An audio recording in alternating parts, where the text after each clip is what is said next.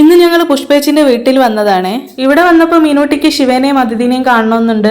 അവരെ രണ്ടുപേരെയും ഒരുപാട് മിസ് ചെയ്യുന്നു മീനൂട്ടി. അവരിപ്പം ഗൾഫിലാണ് ഉള്ളത്. മീനൂട്ടിക്ക് അവരെ നല്ല ഇഷ്ടമായിരുന്നു കേട്ടോ. അവർ നല്ല കൂട്ടായിരുന്നു.